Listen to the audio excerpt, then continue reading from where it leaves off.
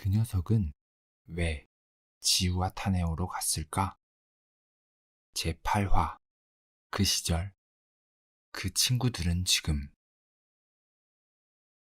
오빠, 우리 꼭 한국 가서 만나요. 형, 우리 꼭 한국 가서 만나요. 물론 그들도 나로부터 같은 말을 들었을 것이다.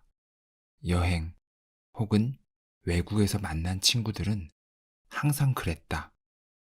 물론 그 당시 그 말들은 진심이었을 것이다. 다만 우리는 그 약속을 지키지 못했을 뿐이다. 처음에는 익숙치 않았다. 한국으로 돌아와 연락했을 때 뜨뜻미지근한 반응에 그 뒤로는 누구에게도 쉽사리 먼저 연락하지 못했다. 그렇게 기억에 쌓여간 친구들이 꽤나 많다.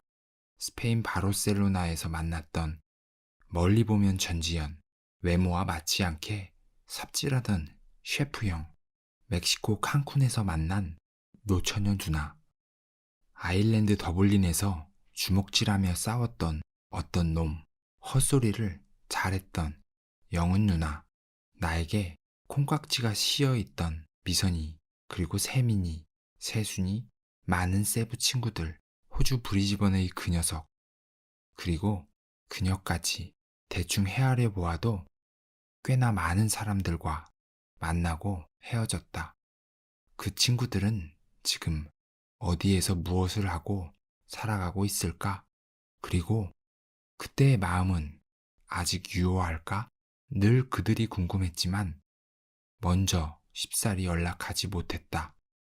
바쁘게 살아가는 시대에 과거를 회상한다는 게 어떤 이에게는 사치일 수도 있겠지만 나는 이 사람들을 만나 물어보고 싶다. 기억하나요? 요즘같이 인터넷이 발달한 시대에 사람 하나 찾는 것쯤은 어렵지 않다. SNS를 뒤져보니 익숙한 얼굴, 낯선 느낌의 친구들이 나왔다. 일단 부담스런 상대들은 뒤로 미루고 그나마 마음 편히 다가갈 수 있는 사람들부터 접근해 보기로 했다. 그것도 오래전 기준이다. 세순아, 오랜만이다. 나 누군지 기억하니? 일주일 뒤에 답장이 왔다. 그럼요, 형. 오랜만이에요. 잘 지내시죠? 언제 한번 밥 한번 먹어요. 생각보다 반가운 뉘앙스지만 그렇게 흐지부지 되었다. 연락은 오지 않았다. 다시 연락할 수는 없었다. 물론 바쁘게 살다 보면 잊을 수도 있을 것이다. 하지만 아쉬웠다.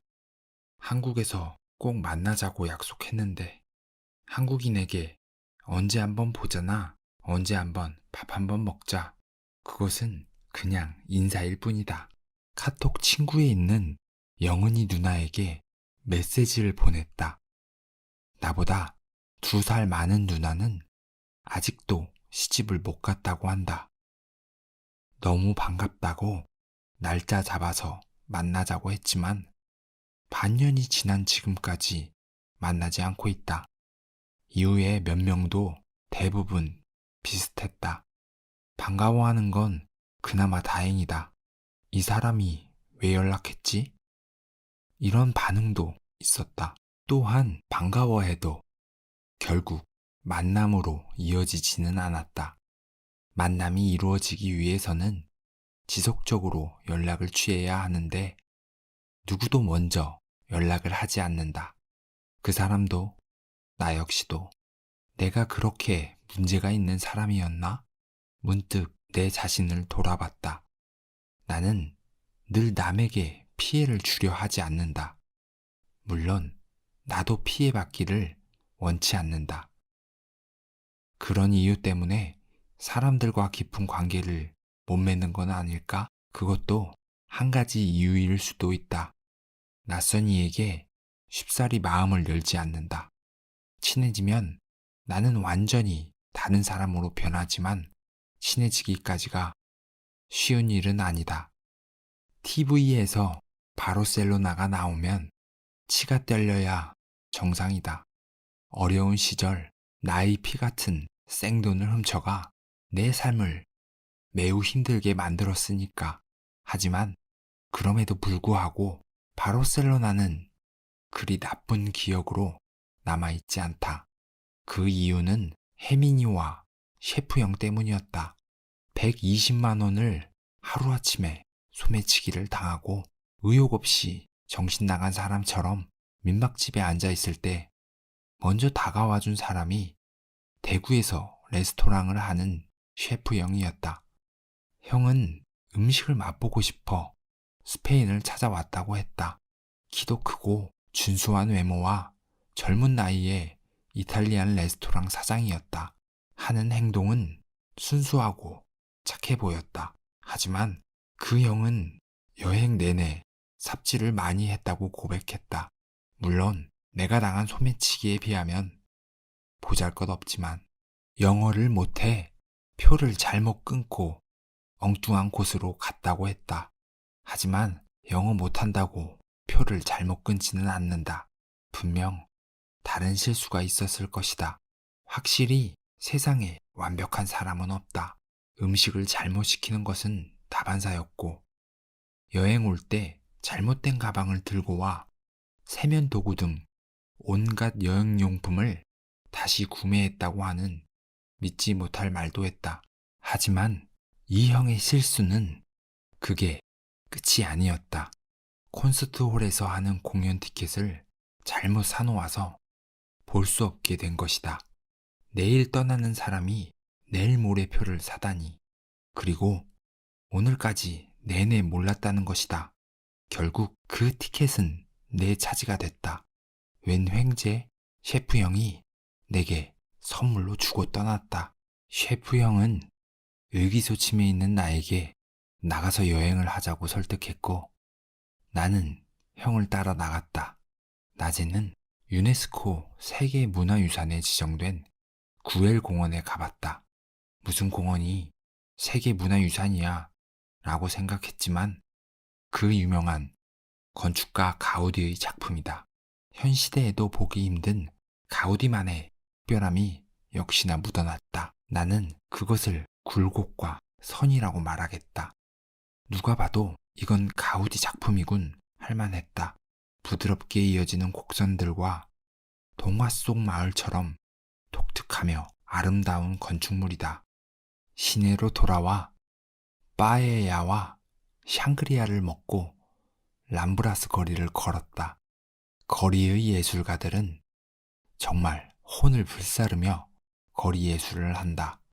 아무리 봐도 동상인지 사람인지 구분이 가지 않을 정도다.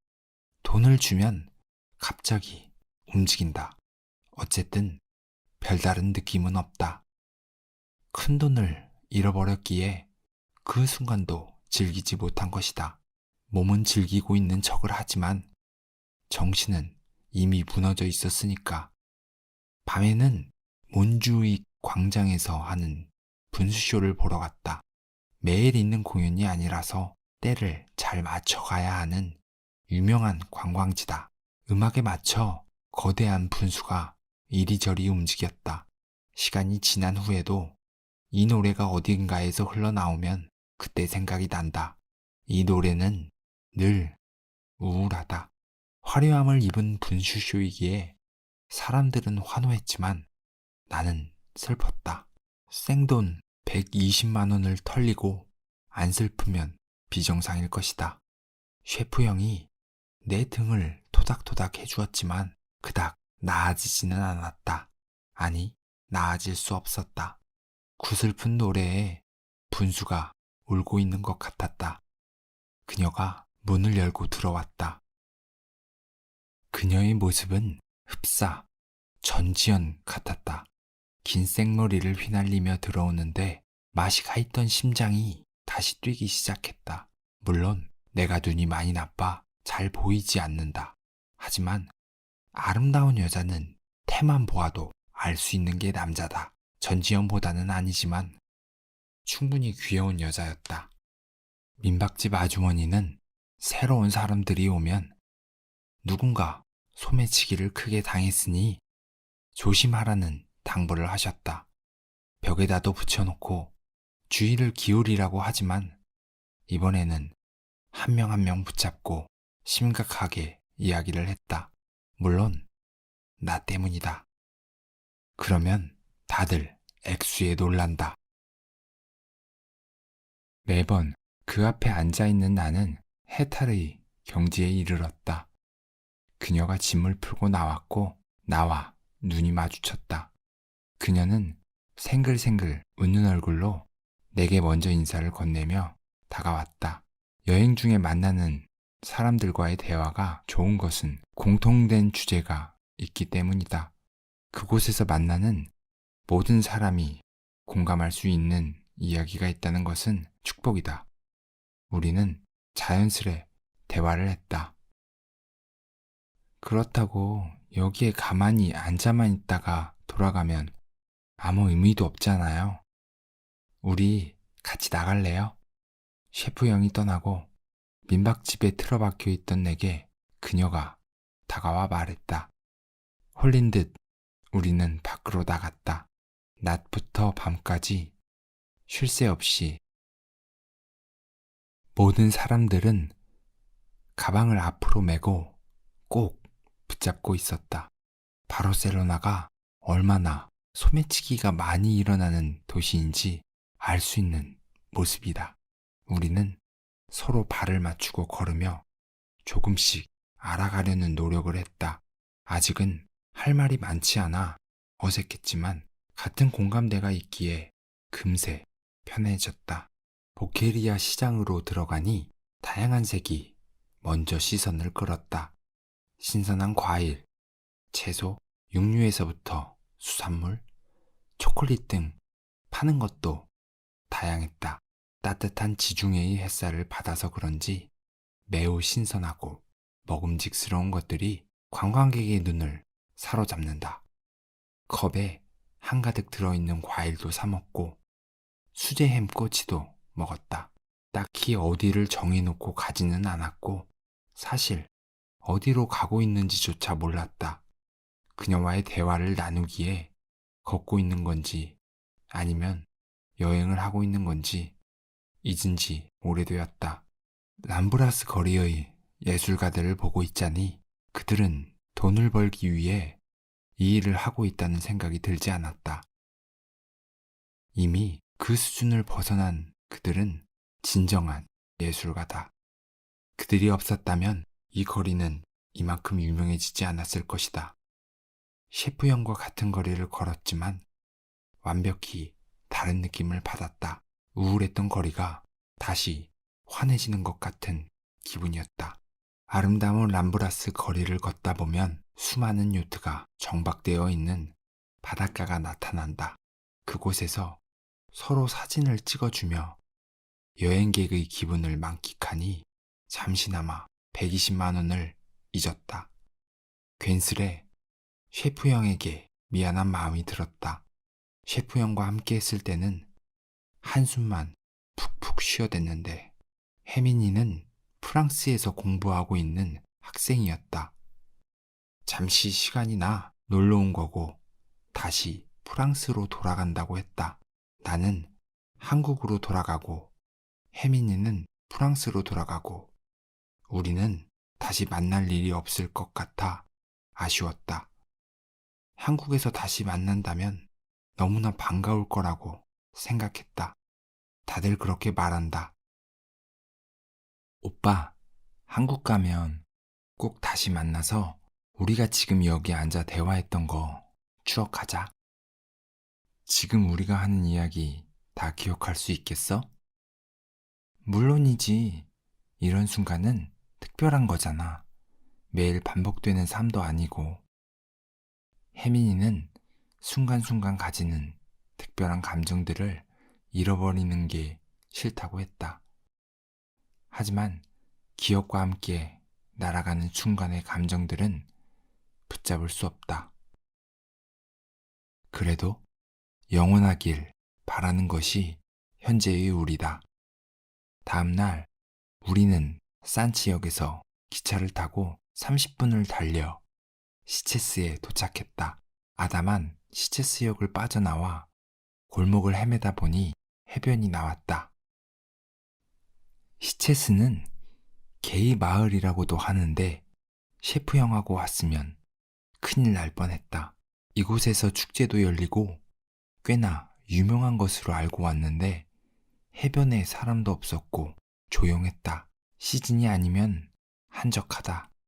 골목의 상점들도 대부분 문을 닫고 있다. 우리는 한동안 탁 트인 해변을 넋을 놓고 바라보고 있었다. 날씨도 너무 좋아 바다색이 하늘색인지 구분이 가지 않을 정도였다. 여행 중 늘 만나는 것은 바다다. 바다를 만나면 정말 오만 가지 생각이 든다. 우울한 생각, 행복한 생각부터 오래전 추억, 단 한 번도 생각해보지 않았던 일들과 사람들까지. 바다는 사람들의 추억의 조각을 모두 간직하고 있는 것 같다. 누군가 그곳을 찾아오면 그 조각들을 전해준다. 전 세계에 수없이 많은 바다가 있고 비슷해 보이지만 전부 다르다. 마치 인간이 똑같은 이목구비를 가지고 있지만 모두 다르듯이 말이다. 백사장을 지나면 언덕 위로 성당이 보인다. 성당에 올라서자 바다 위로 올라선 것 같은 기분이었다. 내게 시간만 더 허락되었으면 이곳에서 머물렀을지도 모를 일이다. 간이역 벤치에 앉아 기차를 기다렸다. 이제 이곳도 또 그녀와도 이별을 해야 한다. 이별은 언제나 아쉬움과 후회, 그리고 그리움을 남긴다. 그리고 나는 시체스의 바다에 무엇을 또 남기고 가는 걸까? 오랜 시간이 흐른 뒤 걸어서 세계 속으로 바르셀로나 편을 보게 되었는데 잠시 잊고 있던 그때의 감정이 폭풍처럼 휘몰아치며 내게 왔다. 우연치 않게도 바르셀로나 편의 엔딩이 바로 내가 이별을 아쉬워했던 그 벤치 그리고 떠나는 기차였다. 음악이 흘러나오며 기차는 떠나갔다. 점점 멀리. 내게 별 특별한 점은 없어요. 난 그저 작은 별일 뿐이죠. 내가 밝게 빛나는 것처럼 보인다면 아마 당신이 가진 빛이 반사된 걸 거예요. 그녀도 나도 아쉬워서 그랬을까? 기차를 타기 전 자꾸 뒤를 돌아봤다. 창가에 앉아 노을빛이 쏟아지는 바다를 바라보며 생각에 잠겼다. 우린 아무 말도 없이 그렇게 멀어져 가는 바다를 바라보았다. 바르셀로나는 이미 해가 지고 어두워졌다. 오빠, 이대로는 아쉬우니까 맥주 한잔 할래요? 밤에 그녀와 맥주 한잔 하고 오는 길에 아이스크림을 사 먹었다. 오빠, 한국에서 꼭 다시 만나요. 나 프랑스 유학 끝나고 한국 돌아가면 그때 말이에요. 그때 꼭이요. 나 있는 거 아냐? 내가 말했다. 아이, 섭섭한 말 하지 마요. 절대로 안 잊을 거예요. 나는 그저 웃었다. 아, 맞다. 오빠 새벽에 나가야 하죠. 내가 배웅해 줄게요. 정말? 나는 괜찮다고 했지만 그녀가 몹시 원하는 것 같아 새벽에 자고 있는 그녀를 굳이 깨웠다. 너가 배웅해 준다고 해서 깨운 거다. 혜민이는 눈을 비비고 일어났고 우리는 숙소에서 전날 준비해준 컵라면을 같이 먹었다. 사실 내 거였는데 혜민이가 뺏어 먹었다. 잠도 덜 깼는데 눈을 비비며 라면을 먹는 그녀가 참 대단해 보였다. 그래도 나를 위해 일어나 주었다는 그런 사실이 너무 고마워. 캐리어를 뒤집어 아일랜드에서 산 레프로칸 열쇠고리를 선물로 줬다. 잘 간직하고 데리고 있다가 한국 가면 다시 보여준다나? 어쨌든 나는 조용한 새벽녘 밖으로 나섰다. 혜민이가 문 앞까지 마중 나와 손을 흔들었다. 오빠, 잘 가요. 우리 꼭 다시 봐요. 셰프 형은 만나려 해도 만나기 어려운 것이 나와는 아주 먼 대구에서 살고 있기 때문이다. 재작년에 대구에 2번이나 갔었는데 그때 가봤어야 했는데 몹시 아쉽다. 그 당시에는 멘탈이 완전히 무너져 누구도 만나기 싫었던 때였기에 가능성은 없었다. 나의 여정은 대전을 가서 미선이를 만나고 대구에서 셰프 형을 만난 뒤 거제도로 가서 가윤이를 만나는 것이다. 세부에서 만난 티격태격 동갑내기 친구 가윤이는 거제도에서 노처녀로 살고 있다. 인터넷을 뒤져 셰프 형의 레스토랑 위치를 알아냈다. 나름 잘 나가고 있는 걸 보니 흐뭇하다. 아직은 이른지 손님은 없었고 나는 직원의 안내를 받고 창가 쪽에 홀로 앉았다. 일단 밥을 먹어보자. 어리바리 형이 얼마나 유능한 셰프인지 음식을 맛보고 싶다. 사실 형이 어리버리한 것은 아니고 착한 거다. 잠시 후 내가 시킨 파스타와 피자가 나왔다. 파스타는 기본, 피자는 나폴리에서 먹었던 오리지널 맛에 견주어도 손색 없을 정도로 맛있었다. 음식을 다 해치운 후 계산을 했다. 여기 셰프님이 사장님 맞죠? 내 질문에 종업원이 그렇다고 했고 나는 당장 불러달라고 했다. 이유는 말하지 않고 주방에서 키가 훤칠한 큰 남자가 걸어 나왔다. 내게 친절하게 무슨 일이냐고 묻는 거 보니 나를 못 알아보네. 형, 저 기억 안 나요? 이 형은 여전히 착함과 어리바리 사이 어딘가에 있는 그런 모습이었다. 어디서 본 것 같지만 기억나지 않아. 미안해 쩔쩔매는 모습을 보니 웃음이 나왔다. 나는 친절히 나에 대해 알려줬고 그제야 형은 환하게 웃었다. 나도 어색함이 있었지만 그래도 반겨주는 형의 모습을 보니 진심이 느껴졌고 마음을 열 수 있었다. 잠시 만났던 사람인데 나를 기억해 주다니 고마웠다. 오히려 형은 내가 자신을 만나러 대구까지 온 것에 대해 꽤나 놀라는 눈치였다. 물론 그럴 테다. 기껏해야 이틀 본 사람이니까. 내가 가야 한다니까 맛있는 거 해줄 테니 먹고 가라 했지만 나는 이미 배가 불렀다. 그나저나 형, 그때 있잖아요. 그때는 형한테 어떤 의미예요? 분명 왜 이딴 질문을 하지? 하는 표정일 테지? 나도 가끔 그때 생각이 나. 너와 그 분수 앞에 앉아 이야기를 나눴잖아. 너가 내게 뭐라고 했는지 알아? 헉, 생각이 안 난다. 차를 타고 달렸다. 풍경들이 사라져 간다. 사람들은 모두 기억하지 못할 거라 생각했다. 그때 그 느낌, 모든 걸 잊고 살 거라 생각했으니까. 하지만 셰프 형은 아니었다. 내가 기억하지 못하는 세세한 것까지 다 기억하고 있었다. 그때 너가 그랬잖아. 형, 저 별이 얼마나 멀리 떨어져 있는 줄 알아요? 그때 이후로 나는 하늘만 보면 그 생각이 났어. 물론 너의 얼굴은 기억나지 않아도 그 순간이 계속 남아있는 거지. 별 이야기는 사실 나의 레파토리이기도 하다. 혜민이와 약속 장소로 나갔다. 꼴의 남자라고 긴장되는 건 어쩔 수 없다. 셰프 형 만날 때와는 조금 다른 긴장감이랄까? 오랜만이야. 신기하다.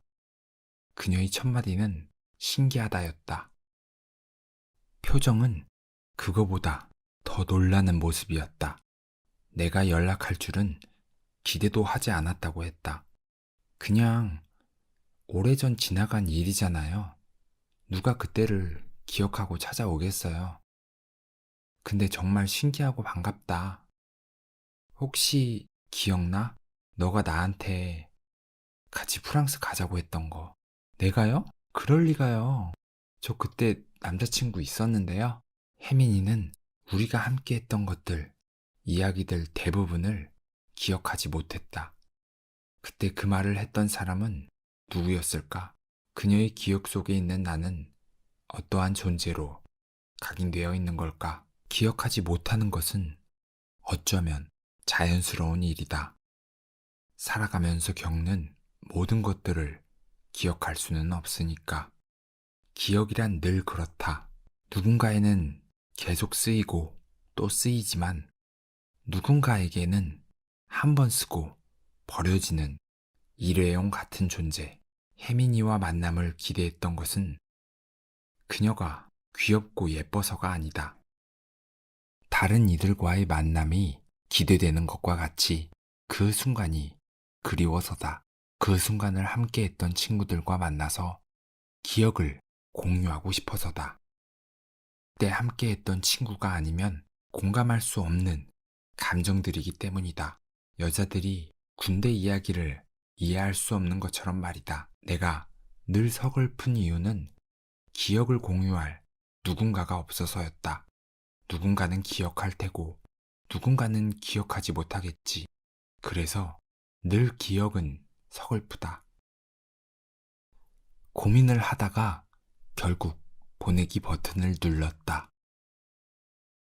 8년 전 미선이 아일랜드 더블린에서 만났던 키가 작고 얼굴은 까무잡잡하며 눈이 커다란 아이. 지난 8년 동안 그녀에게 연락하고 싶었다. 만나서 우리가 함께했던 아일랜드 추억을 공유하고 싶었는데 그럴 수 없었다. 내가 그녀에게 깊은 상처를 주었다고 생각했으니까. 우리 사이에는 많은 교감이 있었다. 요즘 말로 하면 썸이랄까? 우리는 서로를 좋아하고 있었지만 사귀자고 하지는 않았다. 한국으로 돌아가서 끝까지 만날 수 있을까? 불확실한 미래. 물론 그런 것들도 하나의 이유였겠지만 내게 확신이 없었던 것 같다. 내가 떠나던 날 공항에서까지 그녀는 가지 말라고 했지만 나는 스페인으로 떠났다. 그래 맞다. 위에 혜민이를 만난 바로 그 스페인. 물론 다시 만나기로 약속했다. 나는 무엇에 홀린 듯 필리핀 세부로 간다고 했고 그녀는 나를 따라오겠다고 했다. 입국장으로 들어가다 뒤를 돌아보니 키도 자그마한 그녀가 나를 보며 울고 있었다. 왜 그리도 불쌍해 보이던지 마음 한켠이 아팠다. 나에게 너무나도 잘해주고 챙겨주던 그녀였지만 나는 무조건 마음이 움직이는 대로 따라갔다. 마음도 약해 빠져 쉽게 흔들리는 나인데 왜 그때는 그리 굳게 마음을 먹었는지 도통 모르겠다. 한국으로 돌아온 뒤 다시 세부로 향했다. 미선이도 나를 따라 세부로 오겠다고 했다. 하지만 그곳에서 운명의 그녀를 만났고 미선이에게 미안하다는 메시지를 싸이월드에 남길 수밖에 없었다. 답장은 받지 못했고 그녀는 나와 연결되어 있던 모든 것을 끊었다. 이해할 수 있었지만 마음이 썩 좋지 않았다. 그렇게 시간이 흘렀고 8년이 된 것이다. 무려 8년의 시간이 흘렀으니 나에 대한 배신감은 어느 정도 무뎌졌을 거라 생각했다. 하지만 이전의 전 여자친구에게 3년의 시간이 흐른 뒤 전화를 한 적이 있었다. 영화에서처럼 절제된 감정과 묘한 기분을 느낄 수 있다고 믿었고 서로의 안부를 물으며 지나간 추억을 되새길 수 있을 거라 상상했다. 영화가 나를 망쳐놓았다. 나는 현실이 매번 영화 같을 거라는 생각을 도대체 왜 한 것일까? 현실은 많이 달랐다. 그녀는 내게 왜 전화를 했냐고 따져 물었다. 내 이야기를 들으려고 하지도 않았다. 영화는 영화일 뿐이다. 한 번의 실패 때문인지 큰 기대를 하지 않고 연락을 했지만 다행스럽게도 미선이는 기쁜 마음으로 받아주었다. 그래, 미선이는 쿨한 여자였어. 그리고 만나기로 약속한 후 3개월 만에 그녀를 다시 만나는 것이다. 대전까지 차를 몰아 5시간 만에 도착했다. 가는 동안 그녀에게 톡을 하고 전화를 했지만 답장이 없었다. 미장원 가서 예쁘게 머리를 하고 있을 수도 있다. 하지만 대전에 다 와가는데도 연락이 없었다. 혹시나 나에 대한 복수를 하려는 건 아닐까? 제기랄. 어제까지만 해도 나를 다시 본다는 게 너무 떨린다고 말했던 그녀였는데 오늘 모든 것이 변했다. 당신이 내게 복수를 한다면 나는 기꺼이 달게 받겠다. 나는 끝까지 달려 대전에 도착했다. 전화가 울렸다. 오빠, 미안해. 내가 어제 술 많이 마셔서 지금까지 잤어. 조금만 기다려줘. 뭐라고? 이런 제길. 미장원도 아니고 복수도 아니었다. 5시간 동안 달려 도착했는데 코앞에 사는 그녀는 나보다 늦게 나왔다. 심지어 전날 술을 잔뜩 마시고 내가 온다는 것조차 까맣게 잊었고 나를 만나는데 밥에 짬뽕까지 먹고 나왔단다. 그래도 8년 만에 마음의 짐을 덜 수만 있다면 좋겠다고 생각했다. 그녀가 도착해서는 나를 보고 차에서 내리지 않으려고 하는 모습을 보니 여전히 귀여웠다. 신기했다. 영화, 그래 또 영화다. 영화에서는 8년 후라는 자막이 나오고 바로 8년이 지나가 버린다. 마치 그것처럼 너무 빨리 지나가 버린 8년이다. 우리 사이에 8년 동안의 기억은 없고 8년 전 아일랜드 기억만 남아있다. 고로 우리는 8년이라는 시간을 훌쩍 뛰어넘어 만난 것 같은 기분이었다. 어색함도 잠시 우리는 이런저런 이야기를 주고받았고 시종일관 웃음이 떠나질 않았다. 너무 반가웠고 기분이 묘했다. 시간을 달려온 것 같은 기분이랄까? 하지만 충격적이게도 그녀는 모든 것을 기억하지 못하고 있었다. 나를 위해 공항에 배웅 나와 울었던 것도, 버스에서 세순이 몰래 손잡았던 것도 다 잊었다. 나 좋아했던 건 기억하니? 라고 묻고 싶었지만 차마 그 말은 하지 못했다. 지난 8년 동안 그녀에게 상처를 준 것이 마음에 걸렸고 늘 그것이 마음 한쪽 구석에서 떠나질 않았다. 하지만 그녀는 내가 상처를 준 사실도 기억하지 못했다. 혹시나 여자의 자존심에 기억하지 못하는 척 하는 건 아닐까 했지만 확실히 그건 아닐 것 같았다. 그렇다면 나는 왜 8년 동안 마음의 짐을 안고 살았던 거지? 조금 억울하기도 했지만 후회하지는 않는다. 그녀가 기억하지 못한다 해도 그때가 모두 지나가 버린 시간일지라도 그때 그녀는 떠나는 나를 보며 분명 울었고 돌아서서 아파했을 거다. 어쩌면 현재의 사람들에게 예전 모습을 기대하는 것은 나의 욕심일지도 모른다. 하지만 모두 잊고 살아간다는 것이 왠지 서글프다. 혹시나 누군가의 기억에는 내가 모든 것을 잃어버린 사람일지도 모르지만 말이다. 나는 과거의 그녀를 만나러 왔지만 내 앞에는 현재의 그녀가 있었다. 그녀를 만났는데도 여전히 그녀가 보고 싶다는 게 아이러니했다. 내가 너무 과거에 머물며 살고 있었는지도 모른다. 아니, 나는 확실히 그렇다. 시간은 계속 가는데 나는 계속 같은 자리에 머물러 있는 것 같다. 미선이가 잊은 아일랜드의 추억을 오랫동안 다 말해주고 나는 서울로 올라왔다. 그녀가 내게 왜 찾아왔냐고 묻는다면 나는 기억을 바꿔주려고 왔다 라고 말하려고 했다. 그녀는 분명 나와의 마지막 기억 때문에 아일랜드에서 좋았던 기억마저 퇴색되었을 거라 믿었기 때문이다. 하지만 모든 것은 나만의 착각이었다. 그녀는 나에 대한 미움도 그리고 배신에 대한 분노도 없었다. 그녀가 기억하는 나는 어떤 모습일까? 그저 사라져간 기억들 뿐이다.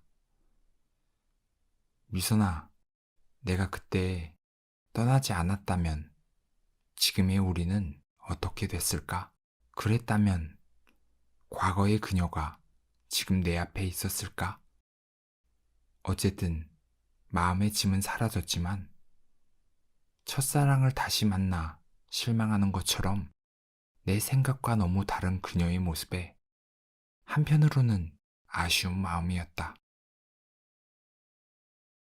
어둠 속의 고속도로를 끊임없이 달렸다.